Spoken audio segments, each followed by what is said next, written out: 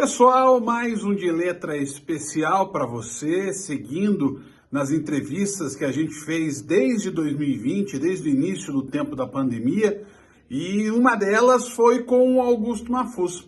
Essa, a rigor, foi até antes ainda, foi uma entrevista presencial na redação da Tribuna do Paraná.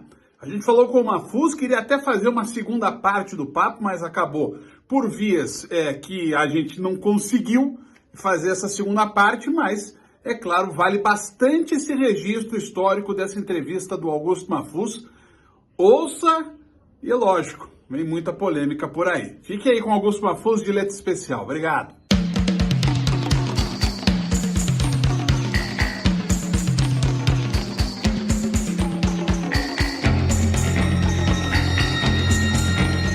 Jornalista, advogado, um dos maiores nomes do rádio paranaense, um dos maiores nomes da imprensa paranaense, colunista da Tribuna há um bom tempo, o mais lido colunista esportivo do Paraná. No centro do Roda Viva, quer dizer, no centro do podcast de letra, está hoje Augusto Mafuz. Palmas para o Mafuz, gente. Também. Não mereço tanto, não mereço essa recepção.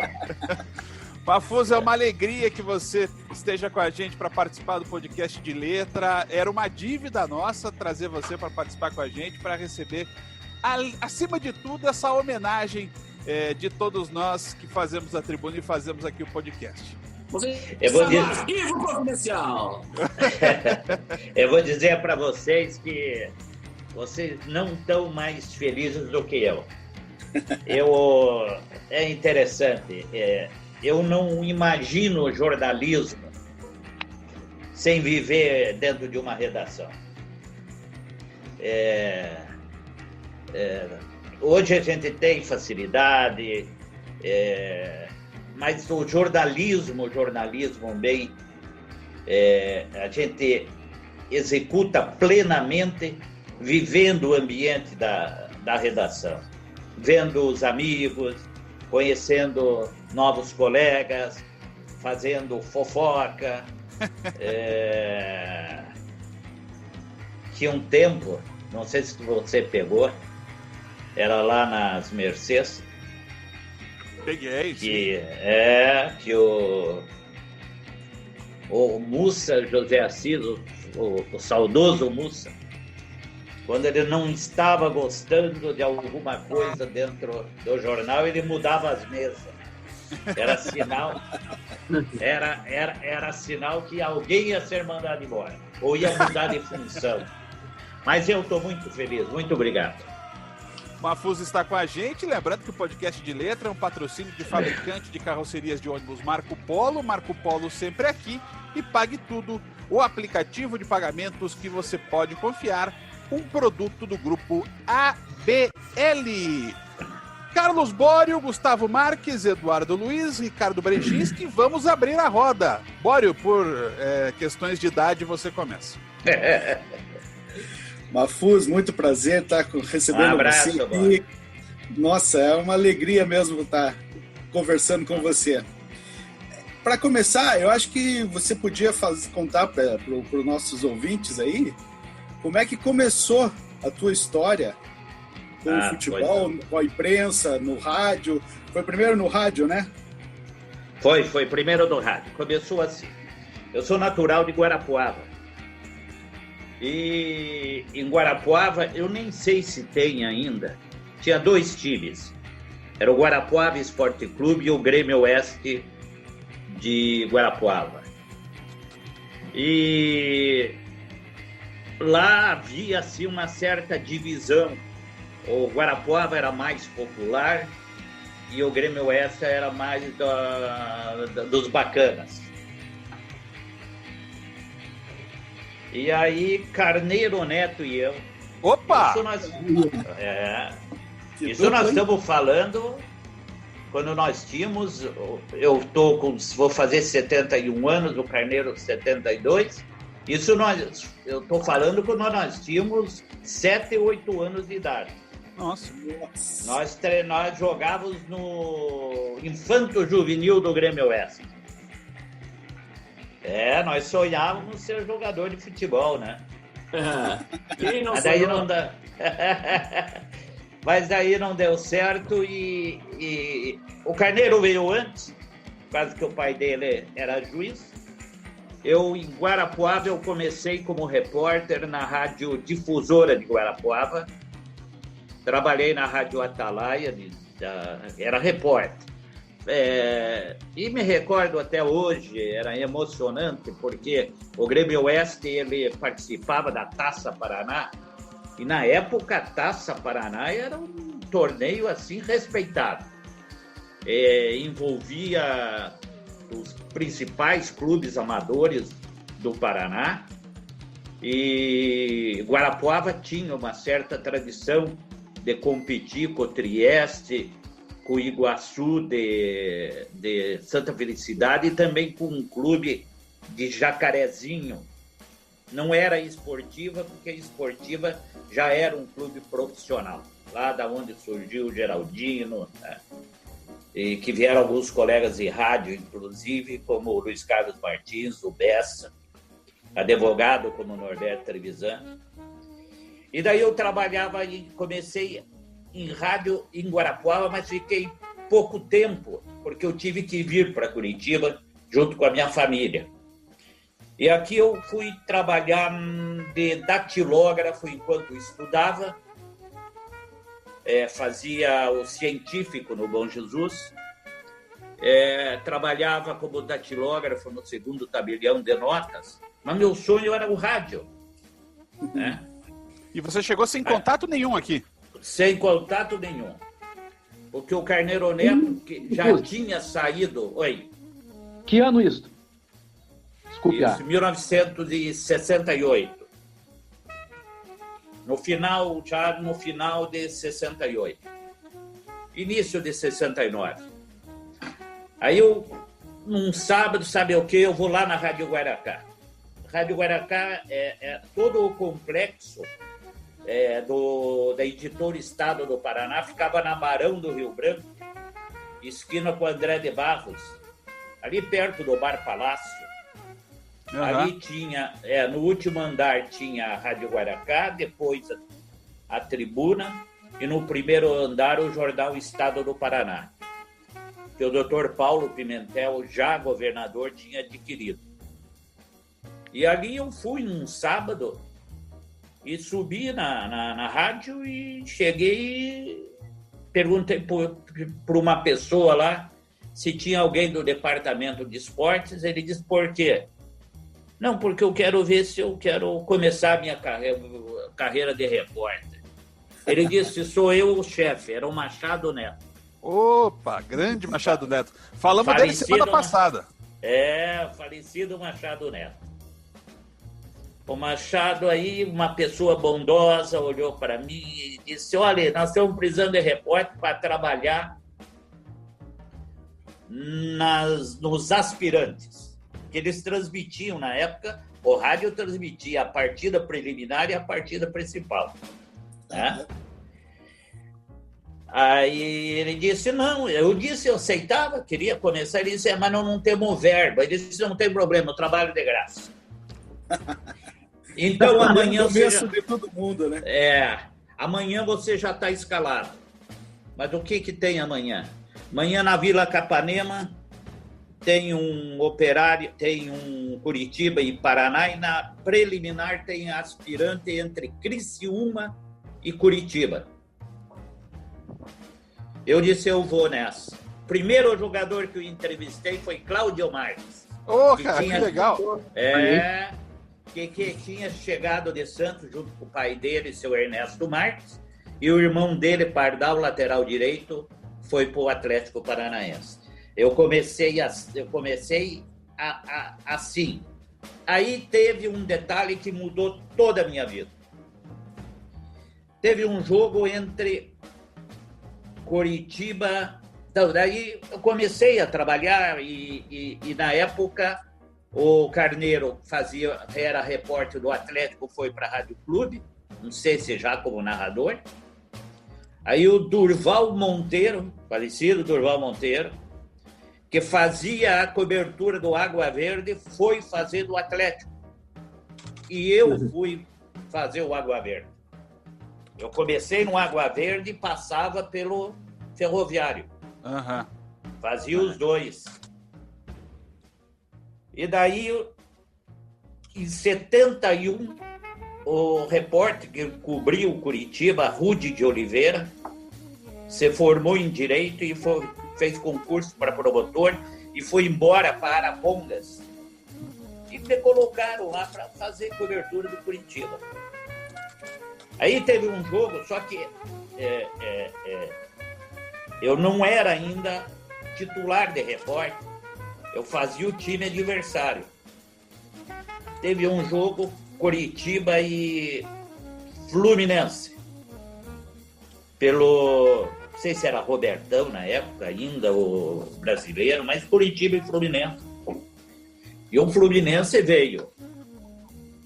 Era Félix, o goleiro. O Gerson era o meio de campo. E o atacante era Mickey. Um catarinense, Mickey, que estava fazendo gol barbaridade. E o Curitiba ganhou de 2-0 essa partida, 2 gols do Fuzilé. Zagallo era o técnico do Fluminense. Terminou o jogo, uma quarta-feira à noite. Eu fui entrevistar o Félix, que tinha sido o maior jogador em campo. Curitiba era uma máquina, né? E eu disse, Félix, não adiantou você ser o melhor em campo e perder o jogo. Ele disse, o problema é que o ataque não está segurando a bola. E nisso, mas isso é questão, passou o Mickey. Eu disse, Mickey, eu falei aqui com o Félix, Félix disse que não adianta ter o melhor goleiro, ser o melhor em campo, que o ataque não prende a bola. Aí vai o Mickey e diz assim, mas também tem o problema do meio campo, que está jogando muito por nós. E eu fui no Gerson, né? O Gerson falava uma barbaridade, o apelido dele era Papagaio, e contei essa historinha. Contei essa historinha pro Gerson. Alô, Guga, teu celular tá tremendo aí, Guga. Deixa eu dar mudo no Guga aqui. Pode seguir, Mafuso. Aí fui no Gerson e disse, mestre, o Mickey falou que não adianta ter o melhor goleiro, mas o Félix falou que não adianta ter o melhor goleiro, mas o Mickey falou que o problema está o meio-campo, que só está jogando com o nome. Aí ele vai e diz o seguinte, Gerson, ele não pode falar isso, porque ele não joga nada. E só renovou o contrato, porque eu pedi, não joga mais comigo. Deu uma crise no Fluminense. Eu muito ingênuo, estou esperando abrir o vestiário, que na época não existia coletiva, né? Era o bom tempo de repórter. E esperando abrir o vestiário do Fluminense para fazer o trabalho final. E vem o Zagallo e pergunta quem era eu e me puxa assim, vai embora que está tumultuado. E me tirou de lá. Aí isso foi numa quarta-feira. No domingo, Armando Nogueira, tinha a coluna mais lida no Brasil era do Armando Nogueira no Jornal do Brasil, na Grande Área. Exatamente. Ele fez uma coluna, repórter volante ou repórter intrigante.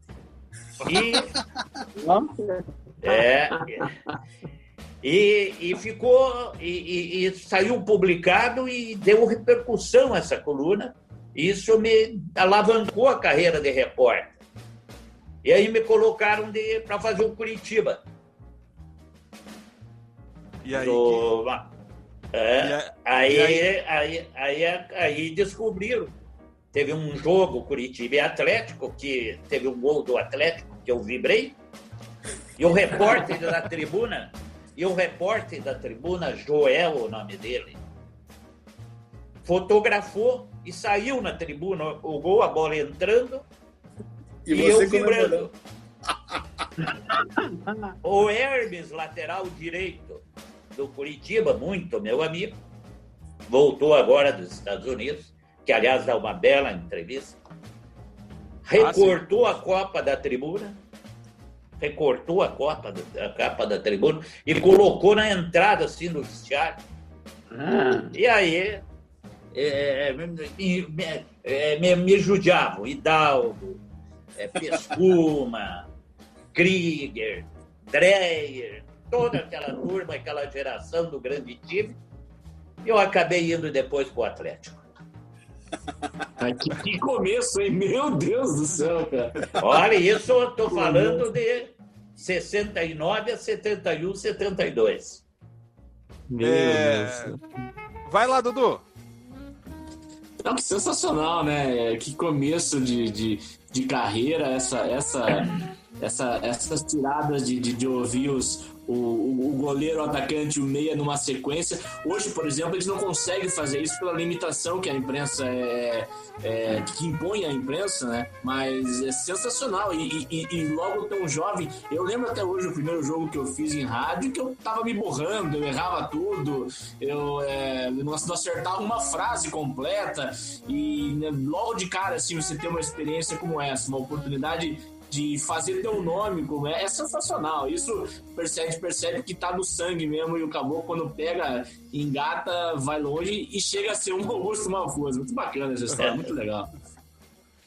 Guga, quer fazer a próxima? Faço sim, Cris. É muito bacana como o Dudu relatou, e todo início de carreira a gente tenta lembrar alguma coisa, e tive até algumas situações semelhantes, né? Eu lembro que quando eu cheguei na Rádio CBN, que inclusive nessa semana, né, Cris, tá completando 25 anos de... Pô, que legal. 25 anos. E aí eu lembro que eu tive que substituir o Birubiru na época, porque o Birubiru e o Hidalgo foram proibidos de entrar no Couto Pereira pelo... Eu me lembro. Giovanni Gionetti. Eu sou daqui de Curitiba, mas trabalhei no interior, em Laranjeiras do Sul, e quando voltei para casa dos meus pais, fui buscar um trabalho. E bati lá na porta, na Rádio CBN, consegui e substituir, assim, a questão, você vai fazer o Curitiba amanhã porque o repórter não pode mais entrar lá.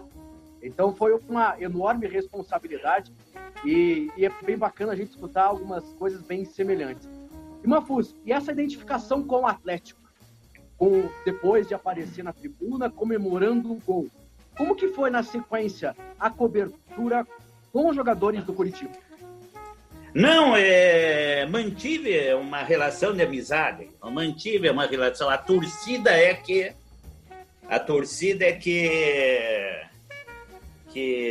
ficou na bronca. Que começou exatamente, que começou a me visar.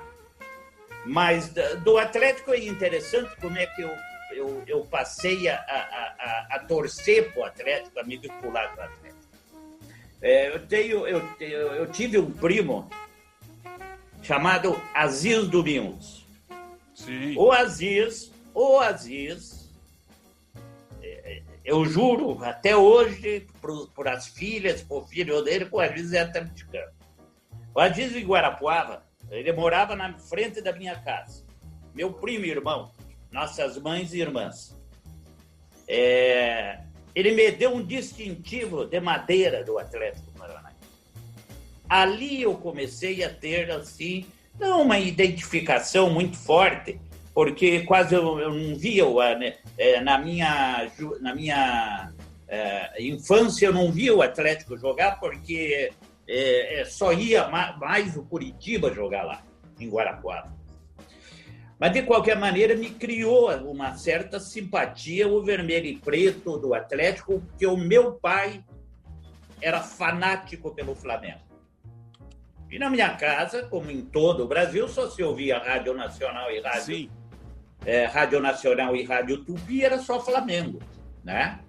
Aí eu vim para cá, e o primeiro jogo que eu fui ver com o Atlético foi com um primo meu, Gerson. Nós fomos na final de 1968. O famoso gol do Paulo Vecchio. Exatamente. Em 1968, se o Atlético empatasse, ganhasse o jogo do Curitiba, o Atlético seria o campeão depois de 12 anos, daquele famoso time que o Joffre fez do Bellini, o Djalma Santos ainda não estava, ou estava, não sei, Bellini, Zé Roberto, Milton Dias, Nilson Borges, Nair, o grande time de 68. O Atlético saiu ganhando de 1-0 e eu fui na Concha Acústica. Vila Capanema devia estar com 25 mil pessoas naquele atletismo, uma quarta-feira à noite. E eu fui na Concha Acústica. Consegui um lugar na Concha Acústica e no último minuto o Paulo Vecchio empatou o jogo. E o Curitiba foi campeão. Até hoje eu acho que o Arnaldo César Coelho estava com uma intenção coxa branca naquela partida. No último minuto, ele expulsou o lateral esquerdo Gilberto do Atlético. Curitiba bateu a falta, não resultou em nada, ele mandou voltar a falta. Aí, quando voltou a falta, o Nilo cobrou a falta, o Bellini não subiu o Paulo Vecchio e empatou o jogo. O último terminou o jogo. E eu e meu primo viemos chorando até aqui a Prudente de Moraes, chorando por causa do Atlético. E daí, a partir dali, eu não pude mais negar. Só para lembrar, né, Christian? O primo do Mafuz, que ele citou, o Aziz Domingos, foi presidente do Colorado, né? Claro, daí... O homem que montou o Célé Boca, né? O homem do Célé Boca. Mas depois existia briga de família. Porque, coitado, eu tinha pena da minha mãe. Porque o Aziz era um sobrinho que ela gostava muito. E eu metia o pau no Aziz, no jornal, no rádio. E minha mãe, coitada, ela não pode fazer isso com o Zizinho. Chamava de Zizinho. Hoje eu tenho saudades do Aziz. Ricardo, manda lá. Então, Mafuz, eu queria saber o seguinte, você falando dessas polêmicas todas da tua carreira aí, e o Christian, todos podem provar aqui, quase toda semana, para não dizer quase todo dia, a gente recebe e-mail de leitor falando, o Mafuz só fala do Petralha, o Mafuz briga com o Petralha. Eu queria que você contasse essa tua relação de bem e mal com o Petralha, da onde você começou isso, qual é a tua relação, afinal, com ele, porque o povo sempre quer saber essa história, o povo sempre fala que você só fala de Petralha, e a gente sabe que não é bem verdade, mas que o Petralha está sempre envolvido nas tuas colunas, né? Mafuz, deixa eu ampliar a pergunta. Você teve uma relação muito próxima, não só com o Petralha, mas com o outro gigante dirigente do futebol paranaense, que é o Evangelino Neves. Já conta dos dois. Sim. Sim. Então vamos primeiro do Mário Celso. Mário Celso, eu nunca fui amigo do Mário Celso. Nunca. Aliás, o Mário Celso não gosta de jornalista. Eu vou contar uma história. Isso é verdade. Mas o que aconteceu com o Mário? Eu conheci o Mário quando eu fazia a cobertura do Atlético e ele integrava a retaguarda. Retaguarda atleticana. O Mário, em 1985, eu era muito amigo, eu tinha muita ligação com o Valmor Zimmermann. Em 1985, quando o Atlético em janeiro, quando o Curitiba, quando o Atlético, 84, o Atlético perdeu o tricampeonato estadual. Pro Pinheiros. Tudo bem. Exatamente.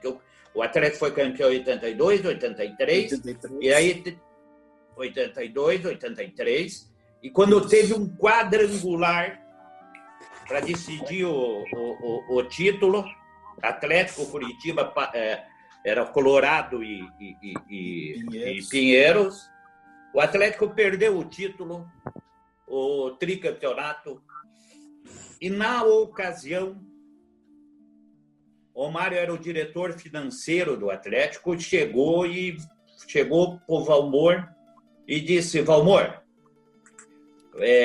te sugiro o seguinte, vamos fechar o futebol, recuperar o clube e voltamos em dezembro. E aí o Curitiba estava disputando o Campeonato Brasileiro, que acabou sendo campeão. Ali, na verdade, eu conheci o Mário.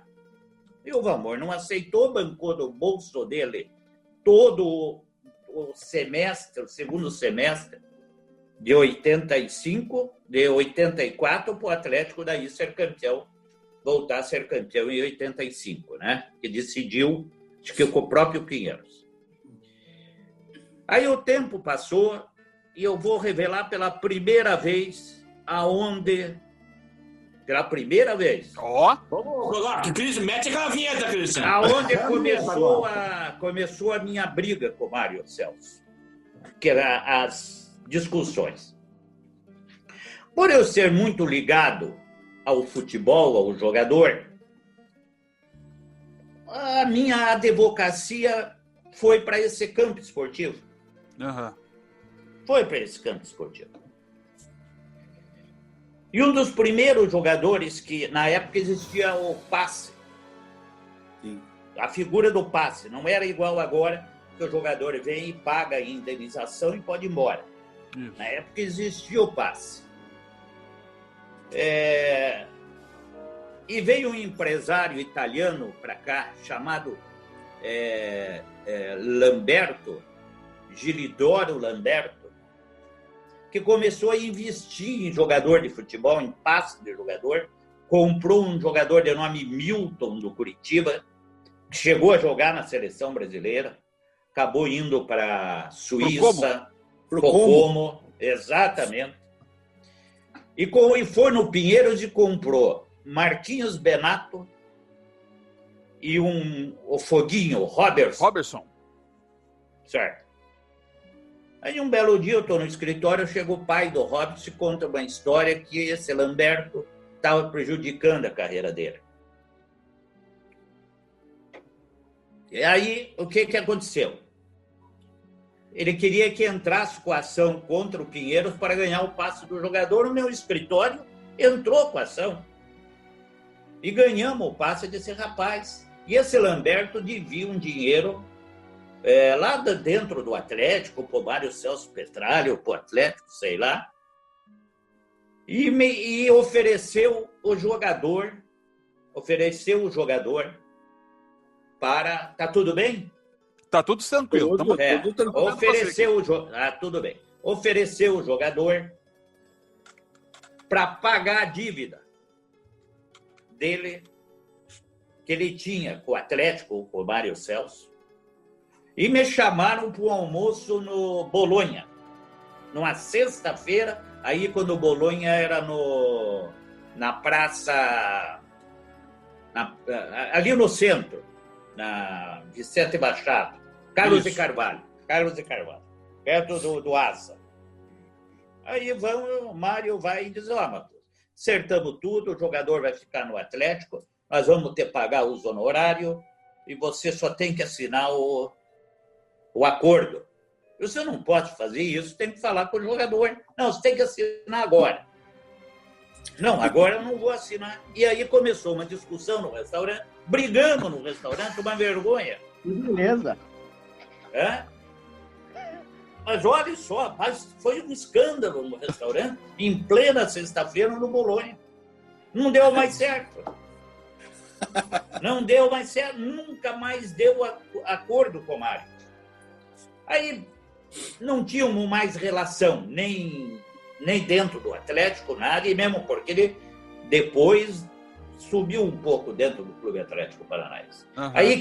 Aí que veio 1995. Eu obrigado assim de ser processado pelo Mário já. Aí um belo dia, o Atlético ia jogar em Caruaru, com o Central. Já eram as finais. Se o Atlético ganhasse essa partida, o Atlético já tinha a garantia a volta para a primeira divisão. 1995. Isso. Numa sexta-feira, bate telefone, era o Enio Fornejo. Mafuz, nós amanhã vamos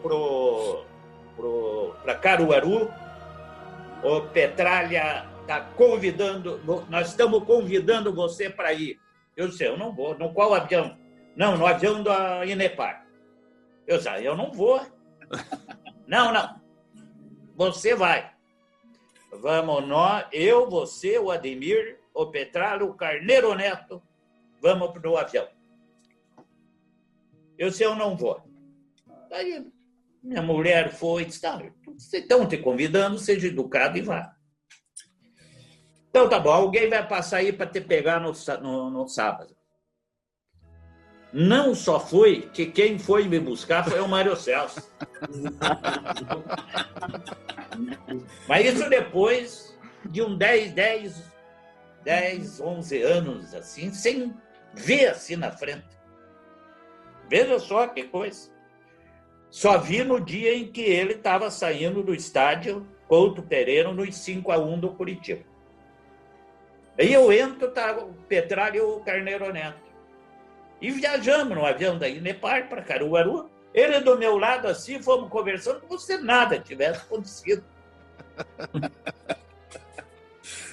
E de 95 a 2002, janeiro de 2002, até que eu tive uma relação muito boa com o Petralha.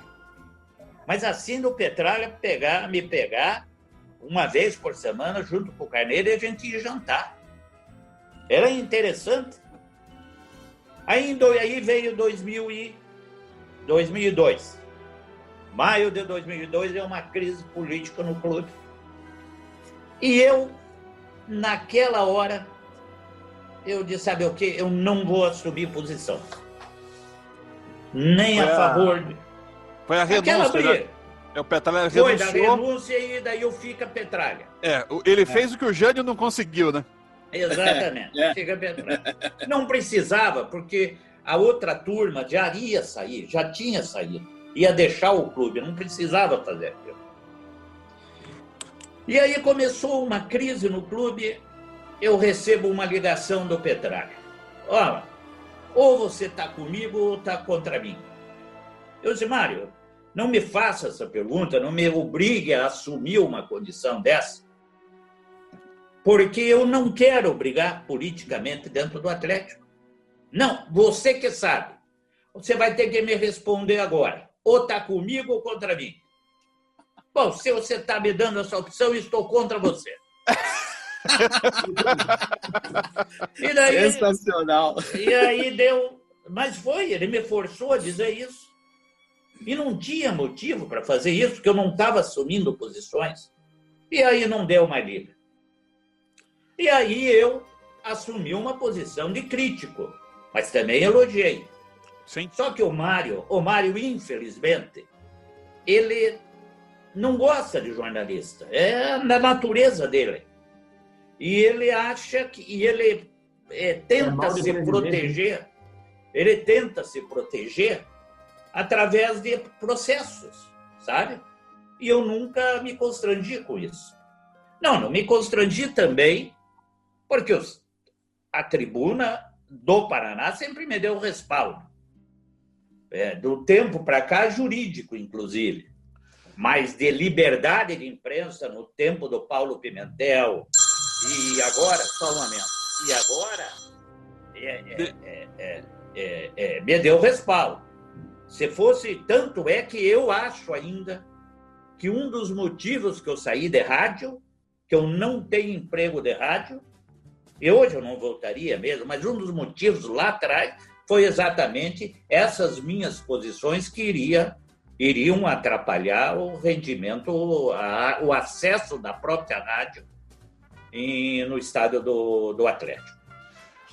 Deixa eu contar uma história rapidinha, que, olha, um dos dias que eu mais dei risada na minha vida foi um dia que eu estava no tribunal, no grande centro judiciário que tem aqui em Curitiba, e eu era o representante da tribuna numa ação do presidente da Federação Paranaense contra o jornal e contra o Mafuz. Olha, o que nós demos de risada, e o Mafuz falava, e o presidente da federação ficava olhando pra gente com aquela cara. Cara, como eu me diverti, e eu não conseguia fazer nada. E aí a juíza, ela não só conhecia o Mafuz, como ela me reconheceu da televisão. Então nós saímos que parecia a festa da uva, né? Olha, eu me diverti horrores. Para quem não conhece o Mafuz desse dia a dia, o Mafuz é um dos caras mais divertidos que existe. Só não é mais do que o Carneiro, porque o Carneiro, se deixasse, claro, ele fazia Carneiro ia se trabalhasse em televisão, ia substituir o Chico Anísio. Carneiro, eu vou te falar um negócio. Agora, fazendo um parênteses, já que falaram o nome do Carneiro, eu não conheci uma pessoa dentro de um estúdio de rádio igual o Carneiro Neto. Não sei. O Carneiro foi um camarada, ainda é. Aquele comentário do Carneiro na CBN, às 11 horas da manhã, é uma coisa fantástica, a naturalidade com que ele fala, né? Em rádio não teve nada igual, aqui, pelo menos. Mafuz e o Evangelino? O Evangelino era gozado, né? Evangelino. Ainda eu acho que perdi muito tempo sem amizade com o Evangelino. As pessoas que aproveitaram a amizade com o Evangelino até hoje são felizes. O Evangelino sabia que eu era atleticano, mas sabia também que eu tinha influência quando escrevia sobre o Curitiba. Mas a maior passagem que eu tive com o Evangelino foi o seguinte. Na época ainda eu fazia cobertura do Curitiba. Aí havia uma briga política no Curitiba, que de um lado tinha o Evangelino e a turma dele, e do outro o Munir Caluf. E eu, muito amigo do Munir Caluf, né? Aí um belo dia eu encontro o Carneiro Neto, eu com o gravadorzinho, era um gelato, lembra do gelato? Era um tamanho dele. Aí encontra o Carneiro e diz, Mafuz, soube o que aconteceu ontem lá na reunião do Conselho Deliberativo do Curitiba? Eu disse, não, vão expulsar o Munir do Conselho. Fui no Louvre, né? Fui ali no Louvre, onde era a loja do Louvre, a loja Marisa hoje, Casa do Marisa. Munir, aconteceu isso, me dá uma entrevista. Aí a Rádio Guaracá passou a ser Iguaçu, né? Eu não me lembro. Isso. Já era lá nas Mercedes. Entrevistando o Munir, Munir, aconteceu isso. Não. Querem te expulsar do conselho. Aí o Munir só faltou chamar o Evangelino de Santos. E falaram para o Evangelino. O Mafuz fez uma entrevista. E interessante que eu tinha soltado no programa das 6 horas da Rádio Iguaçu. E como estava longo demais, cortaram a entrevista, né, num determinado trecho, e eu não mexi. E no dia seguinte tinha treino do Curitiba coletivo, que o Curitiba ia jogar, treino recreativo, o Curitiba ia jogar no dia seguinte. E eu pegava uma carona com o Hidalgo para vir para o centro. E o Hidalgo tinha um Galaxy vermelho. Era uma coisa de louco. Tô saindo na frente, no portão de entrada da Evangelino, Almir de Almeida, Evangelina, Almir de Almeida, Eli de Aquino, toda aquela turma, e pararam o carro. Aí vai o Evangelino e diz assim, escuta aqui, menino, o que o Munir te falou ontem? Isso, presidente, falou isso aqui, inclusive está aqui, pá. E exatamente no momento em que o Munir tinha chamado Neves de ladrão. Nossa Senhora! Esse Evangelino ficou tão bravo e correu atrás de mim. E eu correndo. E ele vinha correndo. E a minha saída só foi subir para a social do Curitiba. Chegou uma hora que ele cansou, né? Aí eu disse, presidente, pelo amor de Deus, o senhor andou tendo aí uns problemas de coração. Se aconteceu uma coisa disso aí, vão dizer que sou eu, hein? Aí ele pegou e voltou. Voltou e foi lá. Foi lá na rádio falar com o doutor Paulo Pimentel, já governador do estado.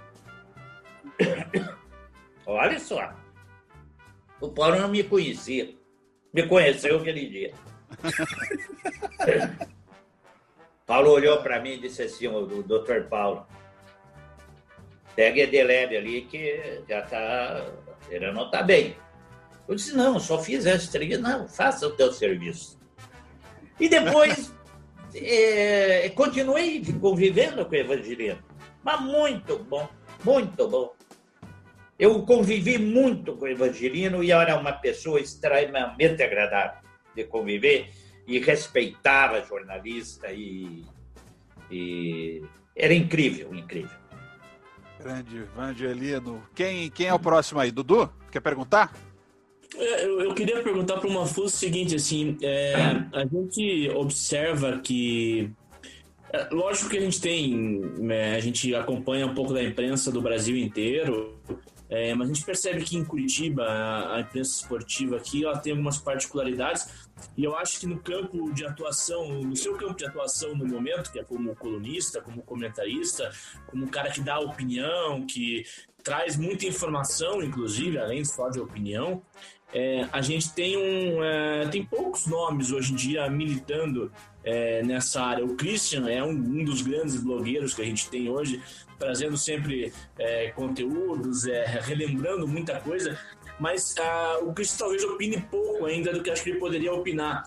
E eu acho que a opinião hoje em dia no jornalismo esportivo em Curitiba, ela está muito restrita. Por que você acha que isso acontece? Você acha que o próprio engessamento da cobertura esportiva local acaba causando isso porque cortou realmente fontes? Enfim, como você vê esse cenário, Mafuz? Primeiro porque o mercado... eu vou só te falar, o Christian é mais experiente que vocês, ele há de concordar. Eu sou de um tempo que não existia, e isso hoje talvez seja... Às vezes eu corro riscos. Que existia como é que se diz, da Folha de São Paulo, do Estado de São Paulo, manual de redação. Sim. Antigamente, não existia o manual da redação. Você sabia da notícia, de um fato, você não precisava procurar fontes para confirmar o fato. O fato se esgotava na única fonte que te dava. Então, era um risco. E isso hoje não existe. Então, hoje, para você emitir de imediato uma opinião, você tem que ter a notícia, o fato bem calcado, bem elaborado. Porque corre o risco do processo. Uhum. Esse é o primeiro. Ora, em relação de não ter muitas opiniões, primeiro o Christian não é referência neste momento, porque ele está começando uma nova atividade. O Christian daqui a pouco vai ser a opinião, porque ele por incrível que pareça, veja quanto tempo nós temos o jornal online. Nunca teve um blog. O meu não é blog. O meu é uma crônica diária. Uhum. Eu já não faria o que o Christian faz. Porque você, para fazer um blog, você tem que ficar à disposição o dia inteiro. Sim. Uhum. E com o tempo, vocês, não é só o Christian, todos irão aprender que vai exigir opinião ao fato. Não adianta só noticiar. Hoje o jornalista, hoje o jornalista é um conselho que eu dou, não sobrevive sem opinião. Aquele que se apresenta para assinar o blog ou uma coluna. Agora, aproveita-se pouco. Como se demorou para aproveitar o Christian, aproveita-se pouco na nossa casa mesmo a opinião, por exemplo, do Pugliese. Pugliese, não sei se em razão de função ou o que é, opina muito pouco e as suas opiniões são maravilhosas, cultas, substanciosas, estruturadas. E o mercado também diminuiu, né? Aqui não existe competição, o mercado diminui, nós todos sofremos por isso. Eu sofro por isso. Embora seja uma profissão que eu amo, mas não é a fundamental na minha vida. Mas eu sofro com o mercado que atinge essa juventude de vocês hoje, infelizmente. O mercado tá bem fechado. Exatamente. Infelizmente, cada vez pior, e o que o Mafuz falou é verdade, praticamente não há competição. Porque também, às vezes, falta trabalho sério de estruturação. Exatamente. E essa que é a... E para nós tem um grande detalhe que vocês vão me confirmar. A fase ruim do Curitiba foi um desastre para todos nós. Atrapalha. Foi um desastre para todos nós. O Curitiba lutando para não cair primeiro, o Curitiba caindo e não podendo subir. Você resumindo o centro num único clube, como foi resumido o Atlético nos últimos anos, isso influi muito também no nosso trabalho. Deixa eu aproveitar, Cristian, uma coisa que o Petralha sempre gosta de falar, Mafuz, você que gosta tanto do Petralha, tem espaço em Curitiba para mais de um time que o Atlético hoje é o grande expoente do futebol paranaense. Você acha que Curitiba comporta mais times do que um só, pelo menos? Sabe o que é? Para responder essa pergunta, eu acho que comporta. Claro que comporta. Mas para responder essa pergunta, para a gente chegar a uma conclusão, você tem que partir do princípio de responder uma. Como é que você vai ter um único time? Já houve a tentativa lá atrás. Parece que o Rodinick, o Fernando, está fazendo um material sobre isso, eu soube hoje. O Atlético, quando o Ademir Ador, o Petralha e o Enio Forné assumiram o Atlético em 95, eles quiseram cortar o caminho. Eles tentaram fazer a fusão. Primeiro, o Petralha foi falar com o Sérgio Prozóssi, o falecido Sérgio Prozóssi do Curitiba. O Sérgio não quis nem conversar, dizendo que o Curitiba era o único puro sangue do Paraná. Porque não foi o único que não veio de fusão e no que não estava errado também. Depois o Atlético tentou com o Paraná Clube. Por quê? Porque o Paraná, na época, em razão do Pinheiros, tinha 30 mil sócios. E o Atlético queria fazer uma programação aproveitando essa massa de sócios que tinha o Pinheiros. E daí acho que foi o Renato Trombini que colocou algum obstáculo ou não, e achavam que... O Trombini me falou que queria fazer fusão com o Petralha e não com o Atlético. Essas histórias eu conto. Eu vou contar, estou contando o meu livro. Boa. Entendeu? Mafuz, para quando quando é que vocês estão imaginando fazer? Não sei. Quero ver se esse ano eu termino. Tem mais. Imagina quanta história ainda tem. Ricardo, fala. Essa história... Alô, Ricardo. Fala, Ricardo. Essa tua ligação, quando é que você resolveu fazer a advocacia, né? Fazer o direito, e quando que você sacou que podia fazer essa junção das duas funções no futebol? Existe uma boa pergunta. Existe uma polêmica, e era a minha polêmica com o Petralha, mas não existia um conflito de interesses. Em tese existiu. Hoje já está... Eu praticamente já não faço mais isso. Está mais lá com o meu genro, com o Marcelo, eu evito isso aí. E mesmo porque mudou hoje. Antigamente mas eu já digo quando começou, uma história espetacular. Hoje você não fala mais com o jogador. Antigamente o Buião me ligou uma vez, pô, Mafuz, dá para vir para Belo Horizonte se atender um amigo meu? Quem que é teu amigo? O Éder Aleixo. Ó. Sabe quando foi isso? Logo que ele voltou da Copa da Espanha. Eu, advogado do Éder, contra o Atlético Mineiro, ganhei o passe do Éder. Então você tinha o contato com o jogador. Hoje você é só empresário por telefone e ainda os documentos vêm aí. Eu diminui muito isso aí, eu não. Mas quando que eu entrei nesse negócio? Eu não fiz uma boa faculdade de Direito, porque eu queria só saber de futebol. Eu estudava Fogasta, eu queria saber da rádio e da Tribuna do Paraná. Minha paixão é a Tribuna do Paraná. Em 50 anos de jornalismo, eu fiquei 3 anos fora da Tribuna. Um ano eu fiquei no Diário da Tarde, quando o Max Rosman e o Adolfo de Oliveira Franco compraram, e o outro ano na Gazeta do Povo, no Diário da Tarde, com o Ayrton Cordeiro. Mas quando que eu comecei com esse negócio de advogado e jogador? Fazia cobertura do Atlético, em 1982, aquele time do Assis. E veio o brasileiro, 83, veio o brasileiro, o Atlético fazendo aquela campanha. E as quartas, que jogou com o Colorado, foi quarta de final, oitava de final, uma coisa assim.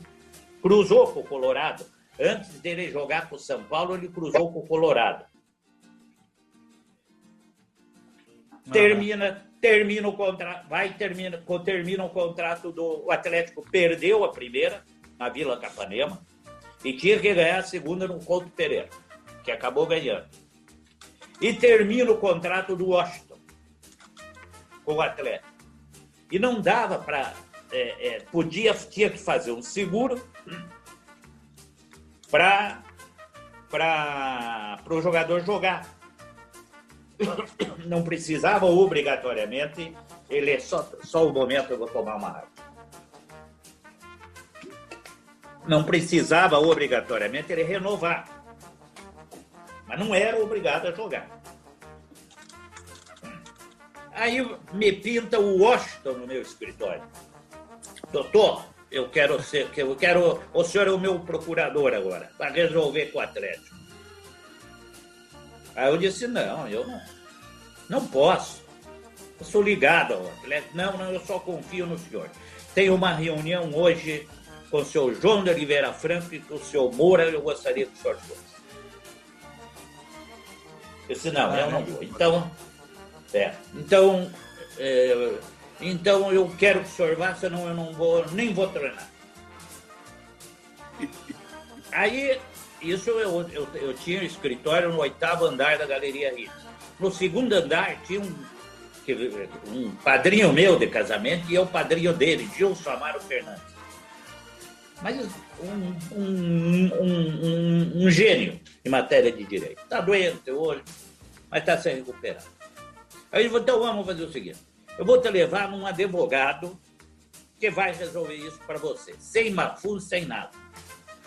Desci, levei ele, apresentei ele para o Gilson Fernandes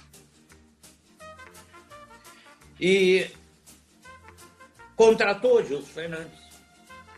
Só que o Gilson, ele não era apaixonado por nada, ele era advogado, um grande contratualista. Eu disse, ó, Gilson, assim. Ele disse, deixa que eu vou resolver o problema do Washington. Eu disse, não, tem que resolver o problema do Atlético também. Bom, passou, o Atlético perdeu a primeira e precisava do Washington para o segundo jogo. E não é que os dois combinam, fazem uma proposta extraordinária para o Atlético, deu uma crise dentro do Atlético e me chamaram, o João de Oliveira Franco e o Moura. Mafuz, você conhece esse advogado? Não, mas eu que apresentei. Ele está atrapalhando, que está pedindo muito. E esse advogado, o João, ele tem alguma coisa contra mim? E começamos a discutir, eu disse, não, então deixa que eu vou lá. Eu disse, Gilson, ele disse, você não tem que dar palpite, porque eu sou advogado, não dê palpite. O Atlético é problema teu, o Washington é problema meu. Não, ele tem que jogar quarta-feira. Começamos a discutir. E daí, como é que eu vou tirar? E o Washington foi pro lado dele, porque ele estava com uma... Resumo. No dia do jogo, no Hotel Campestre, Iguaçu Campestre, renovaram o contrato pelo que o Washington pediu. E daí, quando o Washington foi vendido para o Fluminense, ele e o Assis me pediram para acompanhá-los, eu fui lá. E aí eu entrei no negócio. E só para vocês saberem, esse Atlético Colorado terminou com vitória do Atlético por 2-1. 2-1. Um gol do Atlético foi marcado pelo Washington. E outro do Nivaldo, não? Do Nivaldo Carneiro e o Jones. Carneiro. O centroavante que veio do Inter pro Colorado fez o gol do Boca Negra. Essa é a história do jogo. Vamos usar a memória. Gente, tem muita coisa pra gente falar do Mafuz, tem muita história a ser contada, a gente já tá batendo acho que quase 1 hora de programa, a gente vai fazer... Ainda vamos chamar o Mafuz para parte 2 esse papo com ele, mas eu queria, em nome desses colegas que estão aqui comigo, Mafuz, em meu nome, em nome de todos da tribuna, de uma legião de leitores, agradecer pelo teu trabalho até agora, que ainda está ainda está no auge, né? Você está no seu auge como colunista e também agradecer a todas as dicas que você passou, não só nesse programa, mas desde sempre, desde que o Bório era ainda um editor apenas da Tribuna, eu era repórter da Tribuna, isso lá há 20 anos. Eu nem era nascido ainda. O Ricardo era um bebê.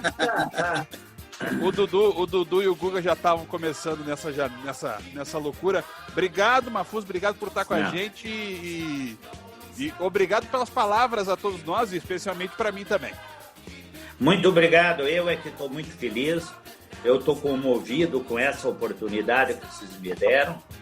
Muito obrigado. E quando eu for liberado pelo isolamento social, eu vou aí na tribuna, vou conhecer pessoalmente os meus colegas, rever os meus amigos.